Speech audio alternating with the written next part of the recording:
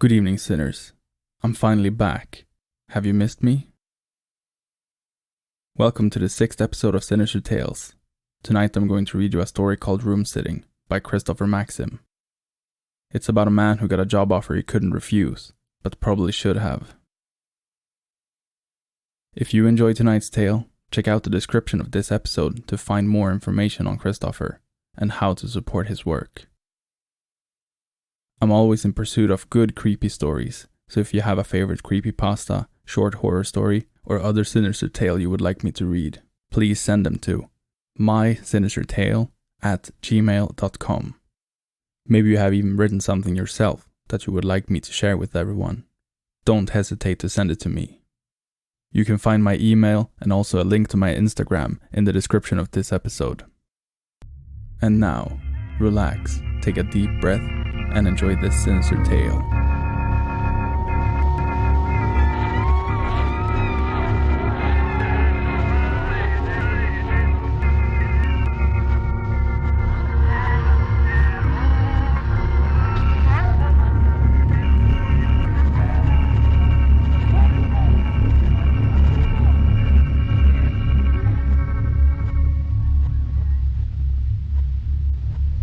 I was referred by a temp agency.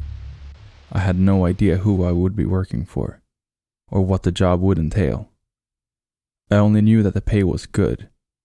A week-long excursion at $725 a night. More than enough to pay off a couple of credit card bills and a good chunk of next month's rent. For that price, I would have done almost anything. I only wish I knew at the time what I was getting myself into.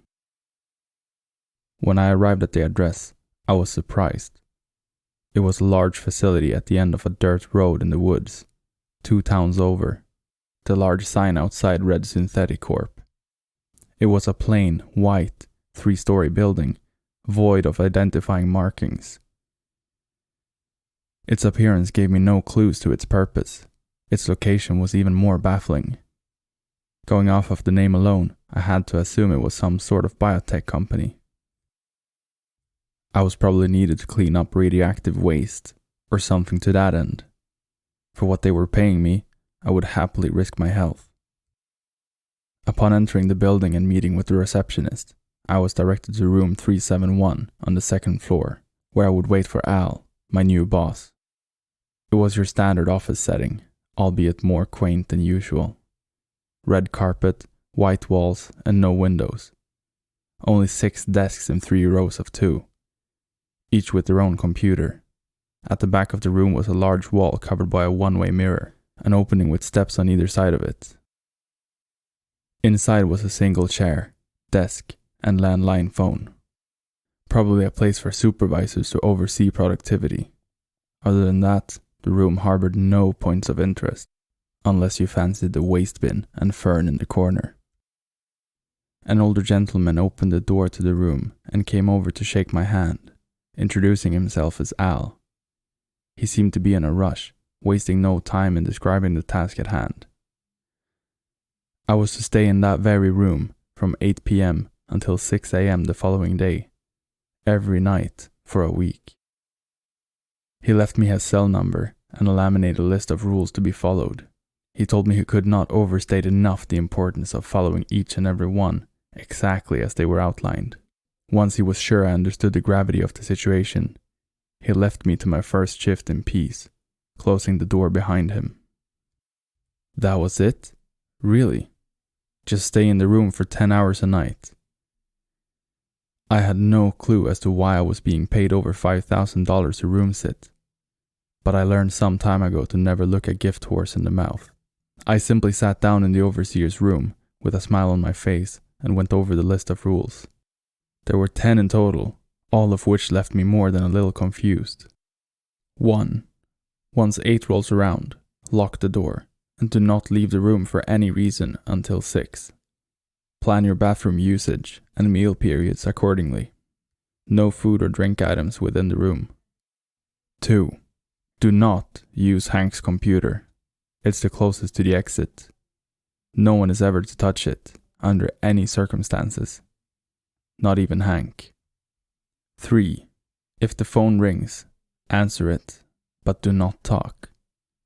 No matter what the voice on the other end says, you are not to respond. Hang up after 2 minutes have passed. 4. Do not let the janitor in. We don't have one. 5. If anyone else comes to the door, let them in, but ignore them. Do not react whatsoever. When they leave, shut the door and lock it behind them. 6. If the waste bin changes locations, place it back in the corner as soon as you notice. 7. If I stop by, only let me in if I know the password. 8. At 9:30 precisely, set each of the computer's home screens to different URLs, except Hank's. Do not react to the images. Act normal. 9. If you see Harvey, feed him one of the treats from Lisa's desk, the one opposite Hank's. 10. If there's an emergency, call my cell, but not after 10:05 p.m. Below the last rule was a final statement, scribbled over the laminate in pen. No one has made it past night 3. Good luck. I was perplexed, wondering for a moment if Al was a lunatic, and if that was the reason no one else had lasted. Perhaps his quirks were too much for the previous candidates, and they backed out, fearing for their safety at the hands of his fragile mind. I would not be swayed so easily. Even if Al was crazy, I would happily take his money for what was shaping up to be a very simple job. At least, that's what I thought. Day 1 was utterly boring. Nothing remarkable happened. Definitely not anything to the extent of what Al's list would have me expect. At 9:30 I even changed the URLs on the computers, if for no other reason than to feel somewhat useful. The next night, however, was a little different. Day 2 started as it normally did. I settled in for another long night, making sure to eat and empty my bladder before locking myself in. At 9:25, just as I was about to ready myself to change the home screens again, I saw it. The waste bin was right there, at the top of the steps to the overseer's room. I certainly hadn't placed it there. I felt a small spike in my adrenaline before calming down with a smile. The waste bin, the list, it was all a joke at my expense. Al would be in the next room, waiting anxiously to see the look on my face. I raced out to the office floor. There was no one there. I walked over to the exit and shook the knob. It was still locked. Confused and a tinge scared, I swiftly picked up the waste bin and walked it back over to the corner of the room. I checked the time, 9:30. I started changing the URLs on all of the computers, hoping desperately that I had imagined what just occurred. After skipping Hank's desk, I typed in the last website on PC number 6. I was about to pull away when some strange imagery manifested on the screen. It was surveillance footage of the room, the very room I was in. I saw me looking at the computer. I turned and looked up, but there was no camera. Upon looking back at the screen, I saw something terrifying. I watched as a copy of me stepped out from the overseer's room. It walked up behind me, grabbed the hard drive from one of the desks, and wound up to strike me in the back of the head. I quickly turned to shield myself. There was no one there. I turned back and the screen changed, displaying the website I had entered as normal. I raced back to the overseer's room and sat down, more than a bit frazzled. I contemplated walking out, but I steeled myself to continue. I was fine after all. Maybe Al wasn't a lunatic, but he didn't seem the type to wish me any harm. Not that I knew him all that well. Still, I hadn't sustained any damage. I was just questioning my sanity, yes, but no bodily injuries had befallen me. Whatever was at play here seemed harmless so far. There was a loud banging.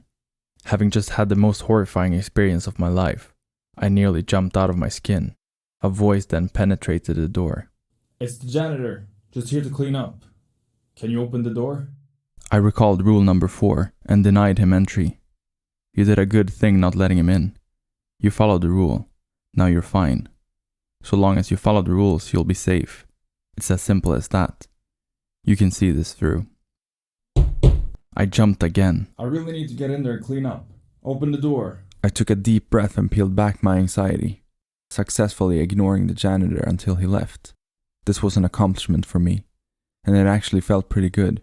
A challenge that I was able to best. Though I remained on the edge of my seat, the next few hours were uneventful. I even dozed off for a moment at one point. It wasn't until 2:30 a.m. that my next challenge would come. A multicolored cat jumped up on the desk in front of me, complete with beautiful splotches of black and orange. I was startled, but it seemed to be friendly, brushing up against my arm. The name on its collar, Harvey. I knew what I had to do. I rummaged through Lisa's desk, found a jar of treats, and fed Harvey one, to which he purred in delight. To my astonishment, he then charged at the door, facing right through it. My mouth was agape in awe. Once my initial bewilderment dissipated, it was replaced with satisfaction over another small victory. As strange as it may sound, I was beginning to like this job. It was a landline. Remembering the rules, I removed it from the receiver and held it to my ear, making sure to keep an eye on the time. Hey, it's Al. I'm going to be stopping by pretty soon to do a little work. How's the job treating you so far? I remained silent. Hello? You know you can talk if it's me, right? I picked up the set of rules and looked them over again. There was nothing about Al calling. I didn't respond. This is no way to treat your employer. If you don't say anything, I'll have no choice but to fire you. Do you really want that? I stood my ground. Only 20 seconds to go. Fine. I'll see you soon to relieve you of your duty. I guess you couldn't even make it past night 2. The 2-minute mark came up, and I hung up on him. I felt safe as another hour went by, reflecting on the trials I had faced thus far. I was bewildered, but determined. I wasn't going to let the room cloud my judgment. I was in control. It's Lisa. Can I come in? Though hesitant, I had to abide by Rule 5. I opened the door, and a woman entered. You must be the new guy. What do you think of the place? I went back to my desk in the overseer's room and sat down, trying my best to act casual. Lisa walked up to the glass, knowing I could see through it. Not very talkative, are you? Her eyes unnaturally darted around in all directions, and her skin drooped a bit, almost as if it was falling off her bone. I didn't answer. She didn't speak again. Instead, she stared at the glass for a long time, long enough to leave me feeling truly unsettled. She then waltzed in and stopped at my side, raising her arm. I hoped she wouldn't notice that my breathing had become sporadic and labored. She then violently swung down on the desk, creating a thunderous clap. I almost winced, but held my composure. After another awkward 5 minutes or so, she left. I ran to the door and locked it behind her. A few moments later, there was yet another knock. This time, it was a boy, claiming to be searching for his father. I let him in and sat back down. He tried many times to ask for my help, but I was careful to ignore him, just as I had with Lisa. At one point, however, I made the mistake of meeting his gaze. For an instant in between blinks, his eyes became pitch black, void of all color. Startled, I nearly jolted back, but was able to restrain myself. Like Lisa before him, the boy eventually left, and I quickly locked the door behind him. Another rule followed. Other than the waste bin moving around a few times, nothing else happened that night. Before I knew it, it was time to go home. I heavily considered calling it quits, and may have even had a nightmare or two upon sleeping that day. But I found myself excited to continue, wondering what obstacles the room would throw at me next. Curiosity shouldn't have been enough to bring me back, but all rational train of thought escaped me. The room had this pull that beckoned me to it. I was hopelessly compelled to return, powerless to its call. Any excuse would have sufficed. As such, I resumed my post the following night. Upon starting my shift, I was confident. I had dealt with quite a few absurdities up to this point, and waited patiently for my next opportunity. A couple of hours went by with no trouble. No cat, no images on the computers, no phone calls, and no waste bin antics. Boredom was beginning to set in, when a loud knocking broke the silence. There was no voice. I yelled out from the overseer's room. "Who is it?" There was a brief pause. "It's me, Al." I picked up the list and reread rule number 7. "What's the password?" I heard him chuckle to himself. "I never wrote down a password." He was right. There was no password written with the rule. It must have been him. I cautiously made my way to the door and opened it. Al was there to greet me with a smile. I sighed in relief. "Let me guess. Scared of the things that go bump in the night?" He laughed at my clear, nervous disposition. "You have no idea." He shut the door and set up some things at one of the computers. "Say, why didn't you write down a password?" I asked. He smiled again. "It's a ploy. Anyone posing as me might try to come up with one, which would identify them as not being me. Understand?" "I see. Good thinking." He returned to his work at the computer. I didn't want to bother him, but I just had to know. What is this place anyway? Why do these things happen here? He turned to face me. "It's best if you don't ask questions, especially ones that are far above your pay grade." I wasn't happy with my answer, but I knew it was all I would get out of him. I let him work in peace and sat back down in the overseer's room, watching through the one-way glass. That's when I realized something. The computer Al was using, it was Hank's. I double-checked the list to make sure. Yes, that was definitely Hank's desk. And no one was to touch his computer. Didn't that apply to Al as well? I turned over the list on the off chance I might find some more information. That's when my heart sank. In large, bold print on the back of the laminated sheet was a text that read, "Password, Diner." Fuck. I grabbed my phone, reached for the scrap of paper with Al's number on it, and dialed it as fast as I could. There were a few tones, but he finally picked up. Hello? Everything alright over there? "Al, thank goodness. I made a mistake. I thought he was you.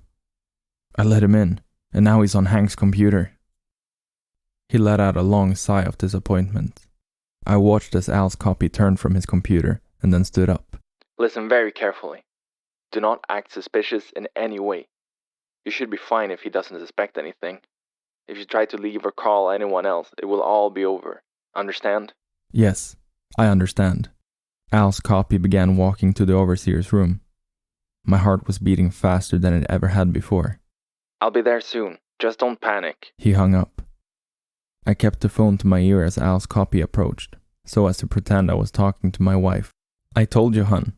6 o'clock. That's when I clock out. You don't have to wait up for me. You worry too much. Please, get some rest." Al's copy was in the room with me now, staring. I held the phone to my chest and looked back at him. "Everything okay?" I asked. He continued to stare for a few long seconds. "Can you help me with something on the computer?" I wondered if he could see my chest pounding. "Sure, I just need to finish this phone call. I'll be there as soon as I can." He stared for another moment, and then he walked back to Hank's desk. Though panicked, I kept up appearances by continuing to pretend on the phone. I even acted out an argument to lengthen the call. While doing this, I watched with bated breath as the knob gently turned and the door swung open. It was Al. I had never been so relieved in my life. He turned to the glass and put a finger to his mouth, gesturing for me to keep quiet. The clone was not yet privy to his arrival. Al snuck up behind his clone and grabbed him by the throat. The imposter struggled, but eventually succumbed to his vicious grip. He fell to the floor, a lifeless hull, before disintegrating into the carpet. I ran to Al and thanked him. I also apologized profusely. "No need to be sorry. This isn't the first thing to make it into the room, and I'm sure it won't be the last either. I'm just glad you're okay." He smiled. "Speaking of which, mind shutting the door? Wouldn't want another one of me stopping by." "Of course." I walked over to the door and then realized something. I had left it unlocked after the copy came in. That's how Al was able to enter. Remembering the final rule, I slowly pulled out my phone and opened the call log. My most recent call connected at 10:18 p.m., 13 minutes past the deadline. I turned around to see Al standing right behind me. Al, what's the password? He grinned. What password? I ran out of there as fast as I could. The room still has a strange hold over me. But I will never go back. At least, I hope I won't. Thank you for listening to this episode of Sinister Tales. I hope you enjoyed it. If you liked this episode, please consider subscribing and following me on Instagram at Sinister Tales Podcast. Do you want one of your creepy stories featured in a future episode? Or do you have a favorite story you would like me to read?